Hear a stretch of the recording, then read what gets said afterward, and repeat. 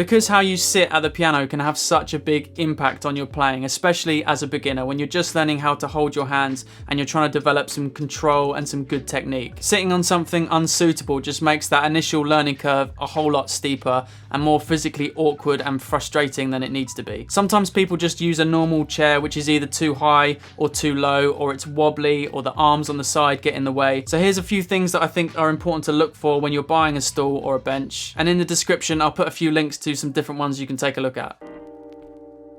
If you're new here, this channel is your guide through developing all the different skills and knowledge you need to become a better piano player and musician. So if that's something you want to do, consider clicking the subscribe button and the notification bell so you don't miss out on anything you need to learn. So it's really important to get a stool that's going to work with you, not against you. I think adjustability is probably the most important feature. Being too high or too low can throw your arms off, which then forces your hands out of good position and makes your playing feel a lot more awkward. You'll lose mobility and you'll make everything feel more tense, which is what we're always trying to avoid. Basically, it's going to be much harder to develop good technique at the wrong height. Adjustable stools are a bit more expensive in general, but I think they're really worth the investment. Some of them just have a few set levels, but there's others that have a more fine adjustment where you can just get it to where you want. There's a few different types out there, but make sure you get one that's a decent enough size. You'll feel a lot more stable at the piano and the stool will be sturdier, especially when you need to lean either side. So there's the four-legged classic piano benches that look like this one, or there's the more easily portable stools with the cross-braced legs, and these are great for gigging, or if you need some flexibility in your house you can put them away easily. Although having said that, you're less likely to practice if you don't have something out that you can just easily sit at and play. The adjustable benches like this are usually a bit more expensive than the portable ones, so that's worth considering. And then you can get ones with storage too to keep your music sheets, but again, that's going to bump up the price. As that's not essential, if you're on a budget, I would suggest putting the money towards the features that are going to actually help you play. If you go for the portable stool, you really want to get a larger one because they're much sturdier and more stable to sit on. So I would avoid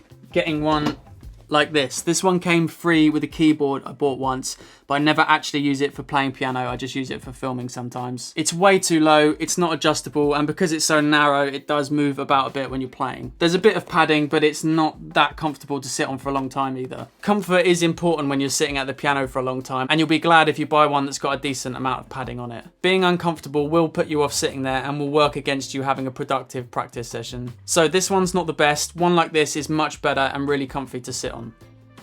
Whilst you don't need to spend a fortune, it's not worth going super cheap. I bought a cheaper bench once and it never felt completely sturdy. The leg joints moved a bit and they squeaked. You need something that's good quality and solid so you can feel stable at the piano. So you need a stool that's a decent size, is adjustable, comfortable, and sturdy to sit on. It's definitely worth the investment in something that's going to help you learn better. Just quickly, if you're about to buy a sustain pedal as well, then watch this short video before you do. Please leave a like and let me know in the comments if this video was helpful, and subscribe for more content to help you develop your piano playing. Thanks for watching.